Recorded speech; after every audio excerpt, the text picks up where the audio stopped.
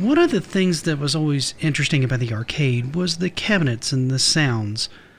Walking into an arcade when they were at their height was not only a visual but an auditory experience. Each cabinet had to look unique and offer something particularly interesting in order to draw the attention and get people interested in playing. A lot of work was put into this, not only to the look of the cabinet and the way the game presented itself, but in how the game experience showed on the screen. Not only did the art need to look good, but it needed to present a unique and interesting experience that the player hadn't seen before. That could be a type of game offering, something unique, something new, or just interesting. It could also be a control scheme. These are the kind of things I want to talk about. I want to go into the weird and the interesting and the unique experiences in the arcade and the gaming scene in general. Today, I want to talk about one that I found while I was just kind of looking around to see what was out there. And I ran into a game just called Panic Park. So let's dig in and have a look at this rather aggressive arcade cabinet. Panic Park was made by Namco and released in 1998 to the main public. The idea overall was pretty simple.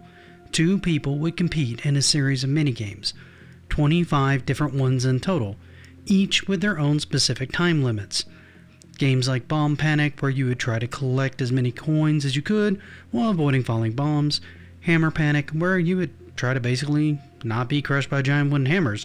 Or even Chicken Panic, where you'd have to have Rocky-like minigame where you try to catch a chicken, only in this version, you're trying to avoid cows and bulls.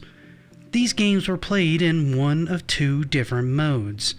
The first being Story Mode, which was the main mode where 1 or 2 players could compete in.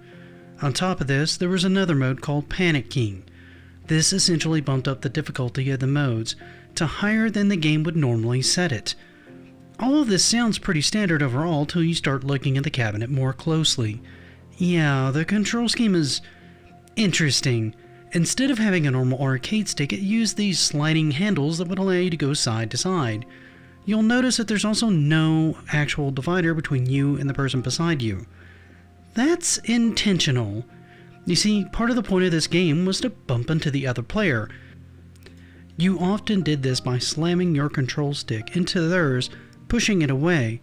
I can only imagine this is one of those games that would only really work in this time period, as I suspect games got very heated and very hostile with people leaning in and slamming the sliders into each other, trying to knock each other into one of the various different hazards on the stage.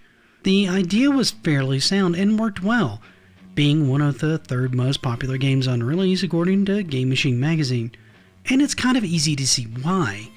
Most of us, at least a certain age group, likely played a bit rough when we were younger, and an arcade cabinet that would potentially let us body check our siblings or best friend and watch them get smashed by a hammer, run into a bowl, or set on fire in a video game was likely appealing, especially during this era with kids who grew up with things like American Gladiator and Double Dare.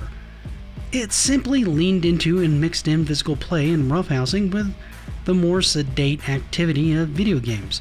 Well, okay, depending on your family.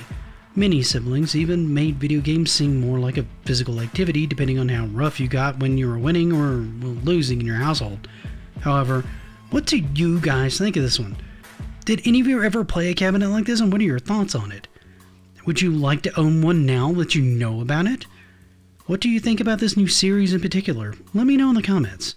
While you're there, please leave this video a like, and if you haven't, consider following the channel. That helps me out a ton. Until next time though, have a great rest of your day, and happy gaming.